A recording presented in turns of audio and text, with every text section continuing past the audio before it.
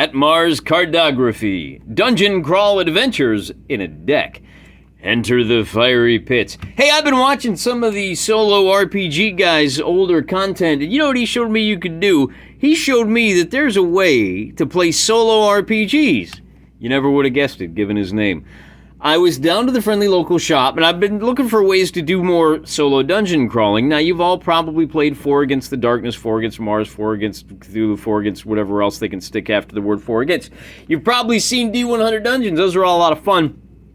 I wasn't sure which deck to get, and I was not going to do this until I was down to my friendly local game shop when I saw At Mars Cardography. Now, Enter the Fiery Pits is the name of this deck. It's like 60 cards, I want to say.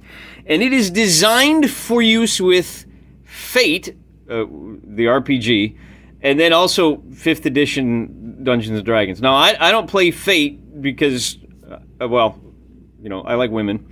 And I don't play 5th edition because I'm not an escaped mental patient. I don't know why you guys watch this channel. I'm just giving you a hard time because I love you, all right?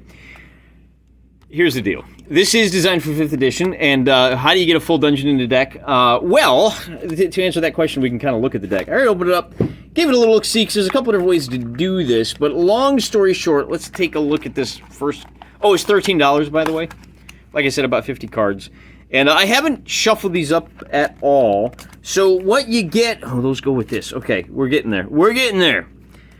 So you get a little thing of instructions, and each one of these cards, we'll look at the first one just to kind of get used to it. So here's card number 1. And, you know, it shows you just the kind of room, and it's fairly generic, right? Fiery pits, we're descending into the depths of hell, and we're going to go beat up some demons, because demons are losers. And then you can go here to the little card, and it's got, for each card, it's got a little description. Wall paintings of Bernadazi sacrifice with the Embreson rising from the lava. Now, I know you don't know what Bernadazi means or Embreson. That's okay, because what you can do is you go onto the website for whoever it is that makes this. They actually tell you, and I'll try to remember to put, well, that's where it is. And you can get a PDF that gives you the whole dungeon key that goes along with it. Now, in addition, that PDF will show you a couple of different ways you can use this deck. And one of the ways, and this is how we're going to go about it, you can just pull out 5 or 6 rooms. If you're playing a kind of RPG where you've only got 5 rooms before everybody gets bored and takes long and short rests, then, you know, 5 or 6 cards may be enough. That's not what we're going to do here. You can just put those 5 cards down. The other way to do it is to just shuffle the deck up, and then play through it. Just turn over 1 card at a time. Now, you can, if you're a DM that wants to have a unique dungeon, you can just go ahead and deal out as, you know, you take your goal room, and you include that in as many cards as you want for the size of the dungeon you want, shuffle them all up, deal them out, so you've got your map, and you can build your map offline. And then when you sit down to game with your friends, you've already got your map, and it's completely unique, and they can't, like, cheat and go read the module to figure out what's going on. We're not going to do that because, actually, we're not really role-playing here. What we're going to do is see Night Watch, Terror and Treasure in the Dark Corners of the World. I'm going to use the player characters and the monsters from this and punch it up as we go along. Suffice it to say, the game itself, when you download the PDF, has stats for both Fate and D&D systems, so it should be easy to modify to whatever system you want, even one as quirky as Night Watch. Let's take a look at our heroes. The return of the Great Corletto. Remember this guy? We last saw him when we were doing some Song of Ice and Fire. We're not going to be playing with the Song of Ice and Fire, even Golden Darkness. Instead, I'm going to use my favorite solo... It's not quite a dungeon delve, but we're going to make it a delving game today. It's called... To that end, let's go over the stats of what we're looking at here. Of course, the Great Corletto is going to be a boom boom mage. He is wearing light armor. He's got a staff for that fighting at range and free disengage. And then he's got some spells. I'm not going to go over all the details for these guys. Marty O'Darty down here, that's our bowman. He is a tracker. He's shooting that longbow, range of 24 inches. He gets the 2 die bonus for the longbow. And then I got 2 tanks here. We're going to forego the... what do you call it? The alchemist. We're just going to go with a wizard, a shooty, and then a couple of tanks. This guy has dual-wielding weapons. He can make a free D6 attack with that torch every turn. And then this over here is Sable Talt. The names are a little bit... so this is Marty O'Darty. This is Melton Marzer. And this Sable Tall. Those are bastardized versions of the names of the 4 most recent commenters to the channel. And he, of course, is going to have, he's got heavy armor. No, he's got medium armor, but he does have a shield. So in order of speed, he can move 7 inches, he can move 7 inches, 5, and then 6. Let's take a look at how this dungeon is going to work. Now that you know who's kicking in the doors, we're just going to play 7 turns, basically a full game of Night Watch. And you can see, here's the first card, and I've just kind of sketched it out here on this piece of, regular piece of poster board. I've got 5 pieces, 10 sides. It looks like we're going to be able to fit about 9 cards on each poster board. But our map is going to be really unique, unlike any other that anybody's ever come up with. One other thing I wanted to show you before we get too much deeper into this is that this Atmar's Cardography has at least 4 other versions. So I chose the kind of demon-haunted halls, but they also have kind of an Icy Wastes version, and then a mines. There's like a weird, I don't know what this purple one is. And then, of course, there's, I think maybe that's the mines. I don't know. These are the ones I don't have. So one thing I am going to do is take, so this deck here is the dead ends. I'm going to reserve these dead ends, and I'm going to use them at an appropriate time. I don't know when that is, but I'll set those aside just for giggles. But you can shuffle those into your deck so that you can have some surprises. And as you see, now I tried doing this with my own handmade deck, and it worked about as well as a ketchup popsicle, let me tell you what. So I'm very excited to see if these good people, I think it's Creature Curation, Norse Foundry, I don't know. Those are the 2 companies that produce this.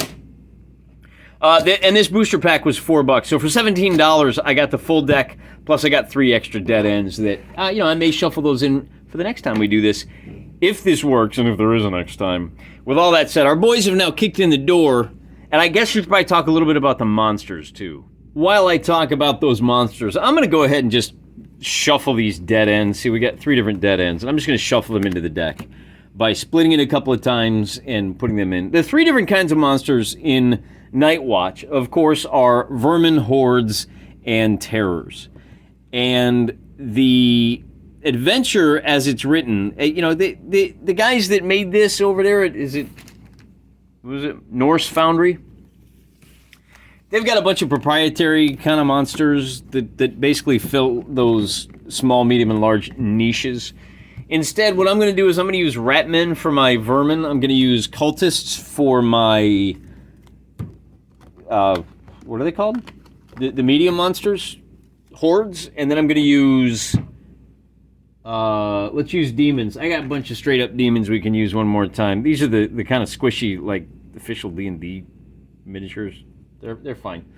That's going to be our big boys. And in this room here, as I said, there's a painting of the Bernadazis. They're sacrificing a dude, and there's a giant demon rising from the fiery pits, thanks to that little inhuman sacrifice that they made. And that's really about all we've got in this room. I should point out, I also, when I was going back to recheck the rules, they have an official map with these laid out in a particular order that makes a lot of sense if you're going to run this as a pure RPG adventure. But we're not doing that. So the next thing we're going to look at as we explore this dungeon is I'm going to go ahead and turn over. Card number 2 is going to go over here, and then I'm going to, and we gotta align this somehow. So I'm going to line it up like that. I don't know how this is going to go. I'm assuming I've come downstairs, so our cards can wrap around this way. But I want to know what's over here. I guess the theory being, I'm going to send my tracker to peek around the corner. And room number 3, how are we going to put it? I guess we'll kind of fit it like that. But you can fit this however it makes sense. If you think you can squeeze it like this, right? So that's going to be what our maze looks like to get things started. And I'm guessing if you run into a situation where it doesn't match up perfectly, fudge it. It'll be fine. So that's what our thing looks like so far. We got a passage here, a door, a passage, and a passage. I am going to go ahead and sketch out these, and then we'll zoom out and we'll show you what the base looks like. And we'll talk about what's in room number 2 and room number 3. And here we have the dungeon that we've already generated. As you can see, we've got a total of 1, 2, 3, 4 different exits to choose from right now. So we're already building a fairly sprawling complex. This is some kind of dungeon with traps and such, and I guess we sent our scout over here, and he was like, yeah, there's a dungeon, let's not go over there. We're going to bring our boys over here because it turns out this door, when we kind of stop and listen, there's a Bernadazzi in there, and I feel like we're ready to roll some dice and do some combats. Gonna roll a d6 to see how many of those rat men spawn. Now remember, these are just vermin. So we get a total of 5 of them all together, and the one of them wakes up when he hears the commotion, sounds a gong, and the other 4 are gonna come a-running. So our guys gotta do some work now. Time to get to work, boys. 1, 2, 3, they come from here. 4, 5, 6, they come from there. The other 4, that is. So 4, 5, 6, they're gonna come from over here. And as I said, they are just vermin. So we hear them kind of shuffling down the corridor, and we have an opportunity to kind of get engaged. What we'll do, because it's, we're kind of playing loosey-goosey here, let's go a little closer. The game now, we shift from exploration to straight-up combat. Now, Night Watch is pure combat, no exploration. So the question is going to be, where do we start? I think we just go ahead and take our turns. What I'm going to do is start with this old boy, and it's going to cost him one of his actions. We'll use his D6. He's got to open the door. Maybe he peeks through the peephole. He hears the gong. And so he gets a successful bash in the door, and then he can use his free move to move into combat, and he's going to get 2 attacks. So his first attack is going to hit. We'll roll to see if that vermin succeeds, and on a 2 he fails. So that's going to be the first kill for Dart. Who is that? Oh, Sable Tall. And then he does have his D6, which he fails for that last move. Then we can bring our boy here. I'm going to bring him over here with his free move, and then he's going to hold his actions. When the first guy that moves to attack, he's going to hit him. Likewise, he's going to hold his action until the first one comes around the corner. So we got a couple of held actions here. And then what are we going to do? Well, we'll bring him back here so that on his turn he can come around. And then we'll bring the Great Corletto over here, and he will also hold off. And when they appear, he's going to have the option of casting a spell. So then it becomes time for these guys. The first one is going to be able to move a total of 6 inches. And he is 1.5 inches from the corner. And that is where he's going to be able to fire off his arrow. Now, when you hold your action, you get to roll a d8 and a d10. We are looking for, in both of these, I think both of these are subject to the double rule. So we're looking for each one of these that he gets a success here and a success here. So that rat man is going to have to pass 2 saves, looking for 4 up, fails them both, and he goes down. That is one for Marty O'Darty. And then the next guy is going to come running. It's going to cost him 3 inches to get to there. And on his free move, he's going to get to there. And then we'll just bring these guys up. So that's their free moves each. And they each get to move 1 more time. Well, they each have 1 more action. So I'm just going to roll to see how many of them can move. And then they're going to be done. So 2 of them, these two are 1. So 2 of them get to move. When we'll just go ahead and move this guy up. Well, I probably should have specified which ones are moving, right? That could be important later. No problem. I'm going to roll 2 d8s. It's going to be 1, 2, 3, 4, 5, 6, 7, 8. And we'll re-roll if they're the same. 1, 2. So he moves up and gets attacked. And then this guy is going to use his second move to... Well, let's see what happens here first, shall we? D8, D10, D8, D10. And then he also gets free D6s. So we're going to color coordinate these to see... Oh, I guess the 6s don't matter, do they? Yeah, so here's our 8s and 10s, and then he does get a free D6 on his attacks. So this attack hits with a 4-up, and this attack hits with a 4-up. And then he gets 1 more attack because he's fighting with dual wielding, so he gets a total of 3 attacks. And that vermin is going to have to pass all 3. He fails 1. Down he goes. Melton gets his first kill. And then we said this guy was going to move up, so all he can do is engage with Melton. And then they're going to be done. That being the case, let's fire another... Well, let's fire an arrow at this guy. And that's going to be... Should we use the 10s? Yeah, let's use the 10. Dart gets to roll both of them. And the guy has to save, and he fails. So Dart gets a second kill. And then he's going to use his free move to shift over to clear his line of sight. And he's going to fire with his D8s. And then I'm going to roll this D6 for the guy's save. So assuming the 8s hit, we get 1 hit, a failed save. Darty gets another kill. He's racking them up. And then we got one more combat here, which is going to be... We might as well roll 2d10s to see what happens.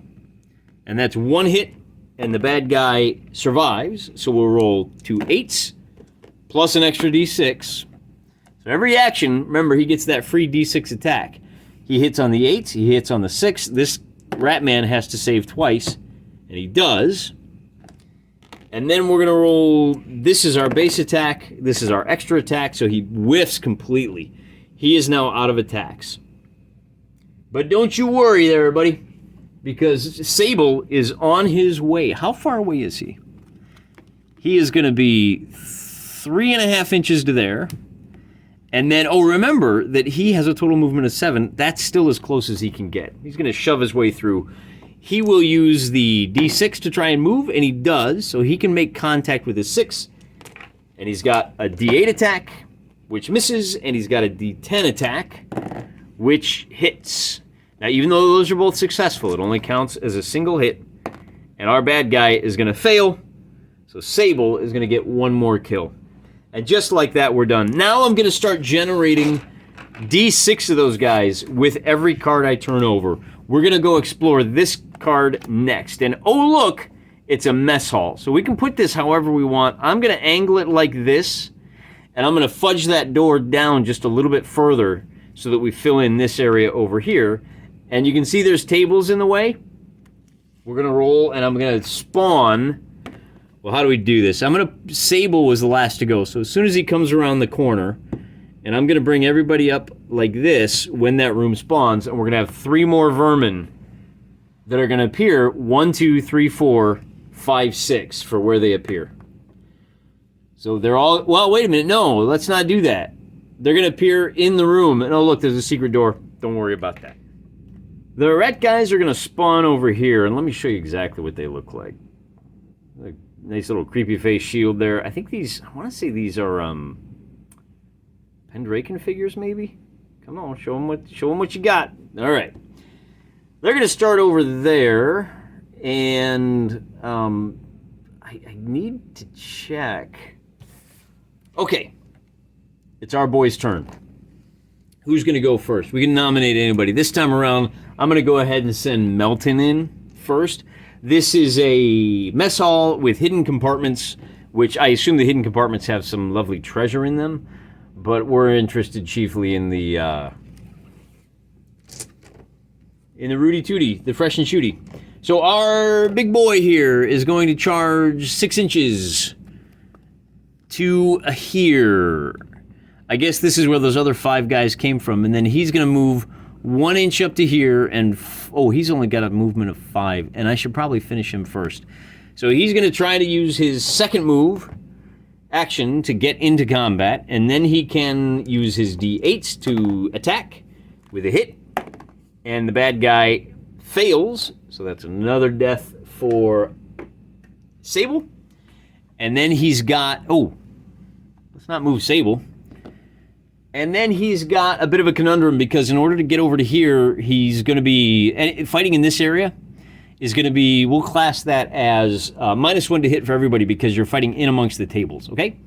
So with the D10, let's go ahead and get stuck in. At least we want our tanks to be tanking.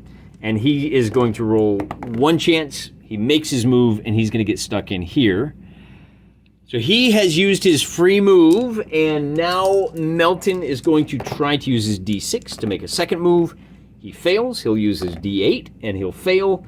And with a D10... he is also going to fail, so that's all he can do. All right, that's fine. We'll bring our archer up. See how close he can get.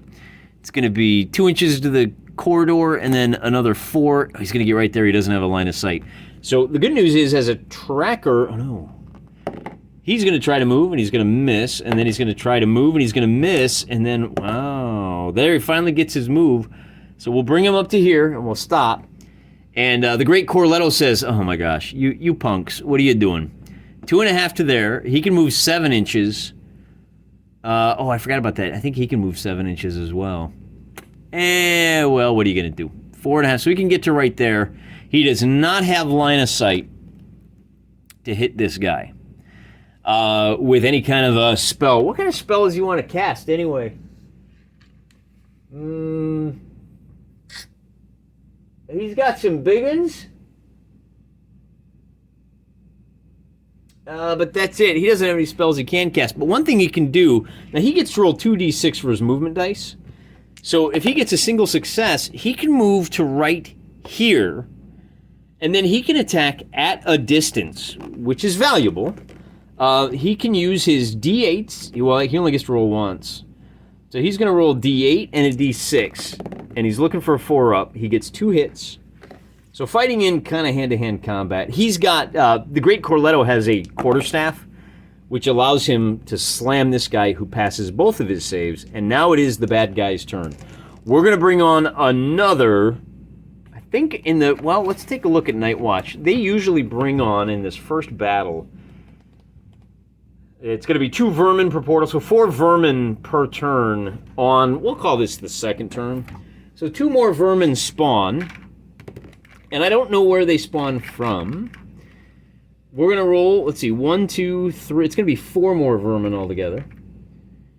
And it's going to be, we'll go through 7 spawns. We'll see how many cards we get through, okay? I'm going to roll 1, 2, 3, 4, 5, 6 for where they come on. In pairs, 1, 2, 3, 4. So they're all going to come bursting in from this door right here. And they all get to move a total of 6 inches, so already, oh boy, we are in trouble. So let's go with this guy first. He is only a vermin, so he gets 1d6 attack, which misses. Then this guy is going to rush in, and remember, we're only hitting on 5s when we're in this area. So he's going to rush in, but because he has an assistant, he's going to get to roll an extra dice hitting on 5s. Yeah, I got that wrong. It's actually on your dodge defense. So he takes the hit. I'll turn this rat guy to face him. So Sable takes the hit, and he has to make his dodge defend roll. He is wearing heavy armor, and he has a shield. So he's going to roll 2 dice, saving on a 3-up, but because this is the second attack, he only saves on a 4-up. So he passes his save. The next one we're going to do is this guy who moves up. He's in the awkward phase, so he only hits on a 5-up. So he does hit, and Corletto now has to save on a 5-up or take a wound. And he does save. He has light armor, so he saves on a 5-up. These guys, the AI says charge the nearest unengaged. So the next guy, in fact, that first one probably should have done the same. He uses his free move to get in contact. And he attacks and he hits with a 6. Our tracker gets to roll 2d6 and he saves on 5s. He takes his first wound. Oh, where's my red dice? So he does not get to use his d10 action. What is worse, this guy is going to move. Let's go to here, because he's unengaged, with the free move. He makes his attack, which is a free attack, and he misses. And then that vermin is also going to go after our tracker, and he's going to miss with a 3-up. It is the hero's turn, and we'll start on this side. Sable is going to use his D10. And what else is he packing? Now he's packing a medium weapon and a shield. So his D10 hitting on a 4-up. He does get the hit, and the bad guy makes his save. Then we're going to roll the D8, and this green D6 is the save, just to save ourselves a little time. So he gets the hit, fails a save, 1 goes down. The green die is still going to be the save for this last hit. Sable gets the hit, the green fails it, and Sable kills another rat creature, bringing his tally up to 5 on the day.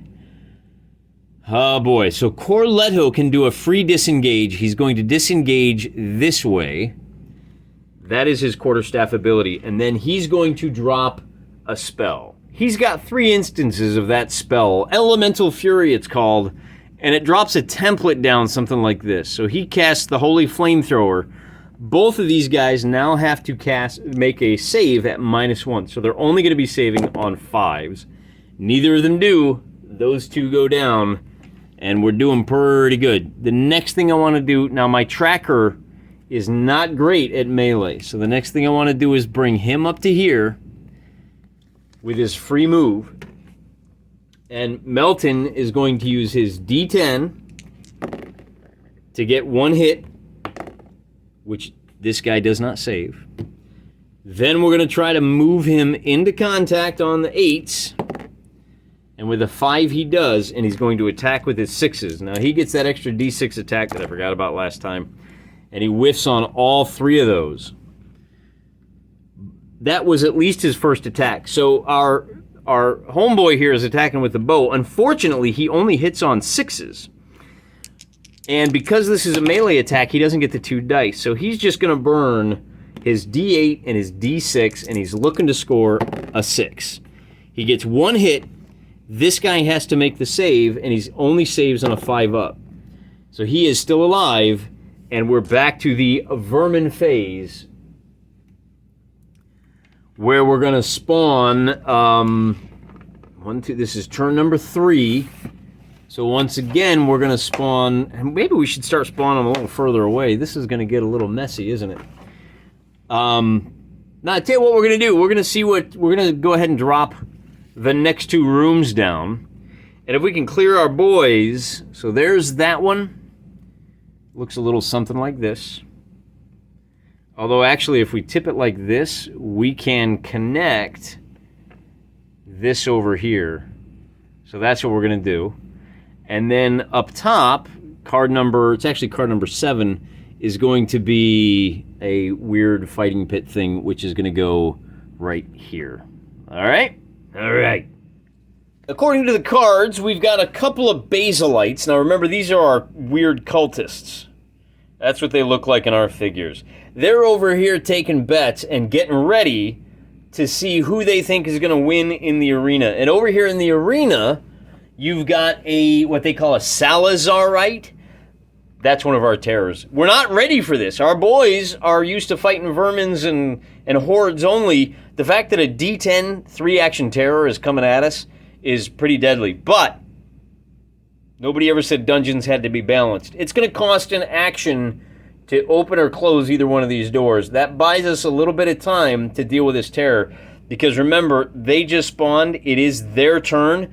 Probably should have used one of those actions to drink a healing potion for our archer. Hey, it is what it is. Let's go ahead and deal with this guy first. Since he is just a vermin, he's going to continue to attack the guy who is most wounded. And on a 4, he hits. The guy who is most wounded saves on 5 up. He gets 2 dice, and he at least makes his save. Then these 2 guys, now they have 2 D8 actions. They're going to have to use their first action to get to the door. One of them is going to open the door on an action, and he's going to move over here, which means this guy can move to here and open that door, and now they're going to be able to hit us on the next turn if we don't hit them first. The real danger is this guy right here. He's going to move 6 inches to there on his free move, and now he's got 3 actions.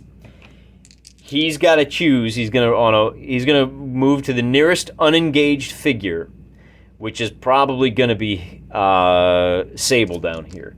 So he's going to try to move, and on a 4 he does. So he gets stuck in. Now he attacks. He only hits on a 5 up, but he's got 2 attacks against Sable, and he misses on both of them. Thank goodness. That's it for the bad guys. We're gonna move. Corletto up to here, and he's going to cast with his free move. Then he's going to... Oh, man, I wonder if we should move him to here.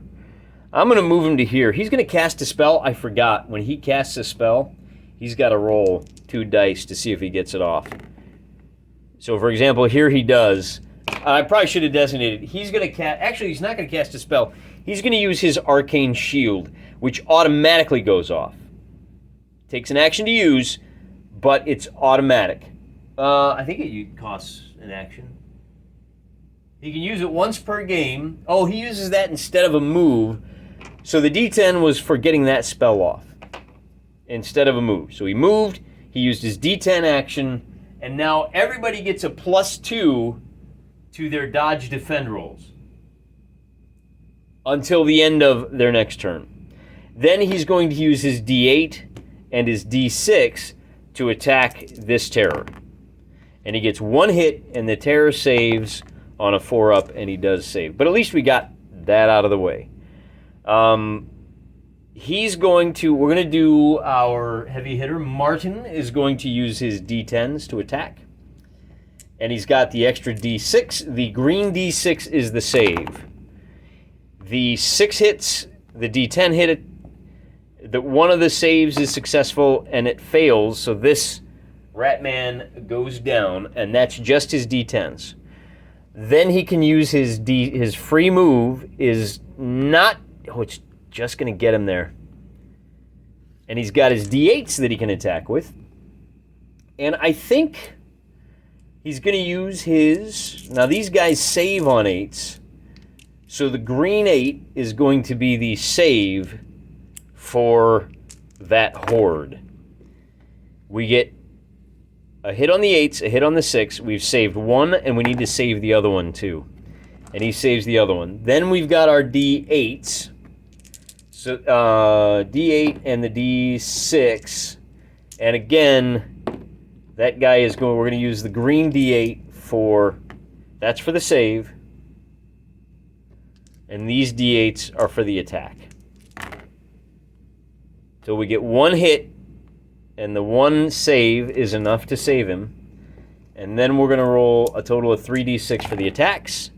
We get 1 hit, and for the save, he saves. So our tank is not tanking very good at all.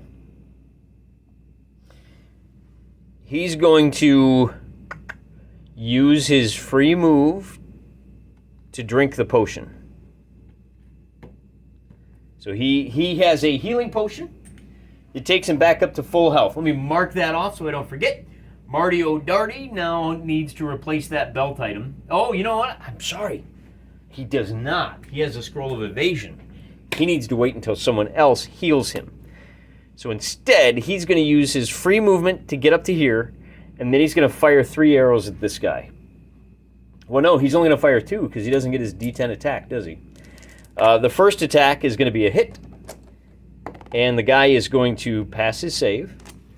The second attack is going to be a hit, and the guy is going to fail his save. So he puts down one of the big boys. Darty knocks him down, and he's got 1 more move left, which I don't know what he's going to do. I think he's going to have to hold right there, which is unfortunate because it is now the bad guy's turn, and we're going to roll to see how many hordlings appear, and it's going to be a total of... Are we going to bring on 6 of them this time? All right. It is what it is. We've got 6 left, so this will be the last of our vermin, I should say. 1, 2, 3, 4, 5, and 6. Okay. And they're going to be appearing where 1, 2, and 3. We're going to bring them in pairs. So I'm going to roll 3 dice to see where they come from. 1, 2. So 2 come in from here. And 3, 4. So the other ones come in from here. So there's 4 hordlings. Coming in from over there. Let's start with these guys. They're only going to get to move 6 inches. The doors are open so they can move to there. And then for each success, we'll move another one into contact with Melton. Then we're going to roll for our terror here is going to get 3 attacks on Sable. He gets a total of 2 hits. Sable gets to roll 3 dice. He saves the first one. And he saves the second one. He's going to be a hard cat to put down. Then we got 4 vermin over here. They're going to be able to move, call it 3 inches to there, and then another 3 inches to here. And then they each get 1 more action to move into contact. 3 of them are going to be able to move to contact. So the first one moves to here. The second one moves to here. And then that last one, 1, 2, 3, 4, 5, 6. 1, 2, 3, rushes up onto our tracker. Oh, baby, we got to put some of these guys down, and we got to put them down fast. Let's start with our big boy. We've got a total of 2 D10s. Well, I guess we should roll these one at a time, shouldn't we? The green die is going to be the save, just in case. So he passes his save. Then he's going to roll with his D8s, and he gets the hit, but we have the save. And then we're going to roll with, oh, you know what? That should be the D10 every time. And then he's going to attack with, does he have anything? He's got a free D8 after his charge, but since he's not charging, that doesn't do him any good. So hit and save. This terror is really terrifying. All right. Hey, Corletto, what do you got? Corletto is going to use his quarterstaff to free disengage to get to there, and then he's going to fire an arcane. Does he have any arcane bolts? He's got a scroll of no. What has he got? He's got flight, heal, resurrect. He's got a lot of healing stuff. Remove terror, elemental fury. He's got a stun grenade. I think he's going to cast elemental fury with his tenor. We'll see how many of those guys we can get. Oh, he gets to roll 2d10. So that's his second offensive spell. He gets it off, and he's going to nail these 2 guys here.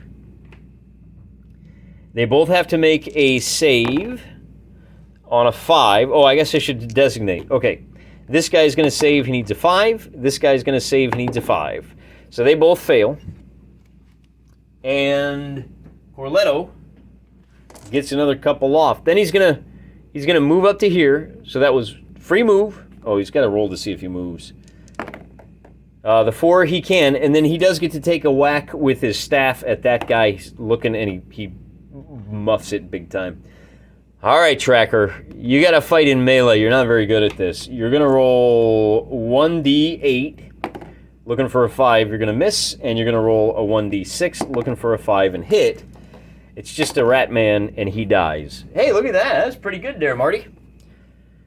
You have a free move, but you don't really have much to do with it, so hopefully he can get over next turn. It's now the bad guy's turn. We're on turn number, I want to say 6. So our spawn for the campaign is going to be 3 vermin and 2 hoard. Oh, I got to recycle some vermin. So 3 vermin and 2 more cultists. And we'll go with, oh, here we go. Let's take a look at these cultists. They look pretty cool. They're the ones trying to summon some big bad demon. 3 more rat guys, and it's going to be on a, again, 1, 2, 3, 4, 5, 6, or excuse me, 1, 2, 3, 4, 5, 6. So for these guys, 1, 2, and for these guys, 5, 6. So this time our cultists come in from over here. These guys come in from over here, and it's the bad guy's turn.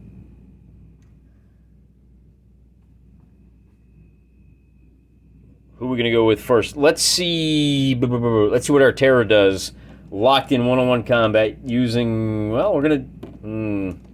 So here's our first attack. The D6s are the saves. So he hits, and we got the save.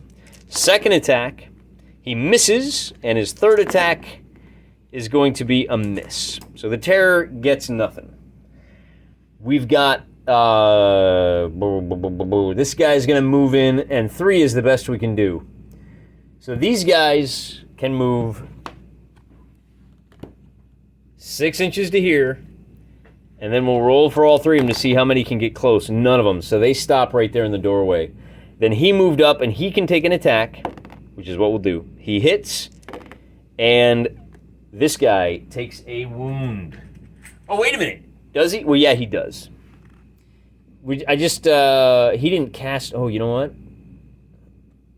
He cast his arcane shield already. That's fine.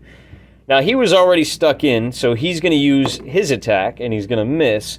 And then our big boy there is going to attack twice. He's going to get 1 hit And he's rolling for... Oh, he gets 3 dice, actually, doesn't he? So he saves. So that's where... Oh, no, and then I almost forgot these 2 hoardlings over here. They can move a free 6 inches. So it's 1.5 inches to there, 1.5 inches to there, 3 inches down the hall. So that's their free move. Then they're both going to try to move into contact with these guys. And we get one guy gets into contact. The other guy does not. Now he's going to use his other move to move 6 inches up. I guess he's the only guy you can see. So he's going to go up to the tracker as well. And then we get 1d8 attack, which is going to hit. And the tracker is saving on a 5 up. 5 up? Yeah, he takes a second wound. Not looking good. 4-hour tracker. You don't want to get stuck in melee if you are a tracker. And our tanks are also kind of pinned down. This is why I said that terror was going to be a problem. Corletto has 2 heal spells. He's got to burn one here, and for that we're going to roll 2d10. And he gets it off. It heals. Does it heal just one, or does it heal all the way up? Boy, I sure hope it heals everything. Up to 2 wounds. All right, so you're no longer wounded. That'll buy you a little bit of time. And I think we got to burn another... We'll burn our last heal spell on the fighter dude, who also now is completely unhurt. We needed that. And then he has his free move and his D6. Actually, he's going to... D6. There's one more thing we're going to do. He's going to cast one more spell, and he's going to drop a flame barrier across this room right here. Wow, that worked out pretty good. So these guys cannot cross this barrier on the next turn. It's going to buy us until the end of the... Actually, come to think of it, it's until the end of the next bad guy turn. And then he's done. Then we'll do this guy. He's got a whole bunch of attacks. He's going to use his D10s. And as usual, the green D10 is for the saves. So the thing saves. I kind of feel like we'd be better off just rolling the D10 first. There we go. He's dead. Good job, Sable. Sable racking up the power kill. That is his D8s. He does have a free move, so he's going to move to engage this guy, actually. At this point, we're going to go ahead and switch to speed up time. The game devolves into a bit of a grind here. One of the things to be aware of when you're trying to marry game systems like this is the style of game that you're dealing with. The tactical combat rules that we're using for Night Watch are based on a tower defense game. And it's a great game. It works really well when you're dealing with wave after wave of enemies. But when you're dealing with wave after wave of enemies, it does... There's a couple of nice little cultists for you. It does generate some friction when it comes to an exploration game. The wave after wave means that you don't have any time to slow down and stop and appreciate the scenery. Your guys are tied up in combat, and you wind up resorting to, there goes the wall of fire, so those guys can now get piled in. And we'll, again, as we always do, we'll talk a little bit about the action on screen as we talk about kind of higher level things. So I'm not sure what the full solution is here, whether it's to just, when one of the cards indicates an enemy, that's when you launch a wave. But I don't think that Night Watch will work really well for individual waves of combat, because it really is that sense of impending doom as you're scrambling to put out fire after fire after fire. And there's a war of attrition going on here, where your characters are slowly bleeding out. Now, it looks like I'm grinding through this without really taking a whole lot of hits, but I'm burning the heal spells, and once those are gone, once I'm out of my healing potions, then there's no way for those wounds to go away. My guys will become progressively and exponentially less effective with each turn, with each additional wound. So that's a concern. And one of the other things to note here is that this game in particular was fairly streaky. A couple more cultists piling in. Old Mr. T-Pose there is going to come T-Pose on our boys. Now, What I mean by streaky is some of these guys, as you watch, T-pose is not going to last very long at all. They breathe on him and he goes down. However, that vermin that's attacking our stunty runty, he is hardcore, baby. He just makes save after save after save. So you just never know. It is a bit of a swingy game. What does that mean for moving forward? Well, I'm not entirely sure. I think laying out the 7 cards and generating a nice little 8-room dungeon, it did put us. So we're going to call this the battle in the mess hall, I guess you could say. And we'll pick a route and we'll go through. I think that now that you've seen how the deck works and we've seen the map, the next time we go through this, what we'll do is we'll designate the big boss encounter for the end of the dungeon. That's what they're looking for, and we'll drop one of the prey, the ultimate quarry, in there. But I think we're going to shuffle the deck. We're just going to go through it at pure random speed.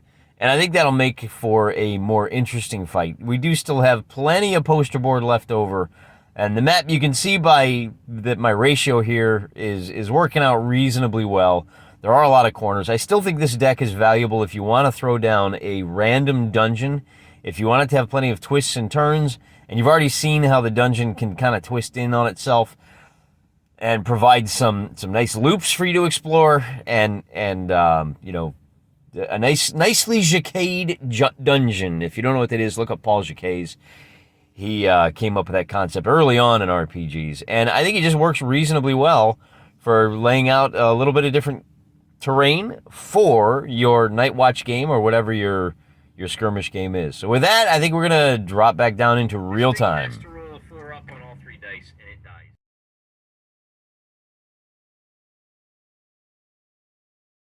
And we're going to call that the end of the turn. We filled up our battlefield. And just for those of you who are keeping score at home, nobody's hurt. They're going to retreat. They're going to rest, rearm. They're still going to be first level because this is kind of a long hunt through the halls of the fiery pits. The next game we're going to start is going to be on number 8, and we'll try to figure out which door is our door. So the score here is gonna be Melton Marzer killed a total of 7 vermin and 1 horde. Sable killed a total of 5 vermin, 1 horde, and 1 terror. Corletto killed 2, 4, 6, 8, 9 vermin, 10 vermin, and 2 hordes. And then our tracker here killed 3 hordes and 7 vermin. So we're going to add up some points, refresh our guys, buy some extra scrolls and belt slots. Look at this guy's cloak. Man, I did a really good job on that. It's got arcane symbols, got white skulls on it. That guy's really good. I probably should have made him a terror. Hey, we're done. Like I said, I'll tally them, reload them, and we'll come back in. Till then, I'm praying for you.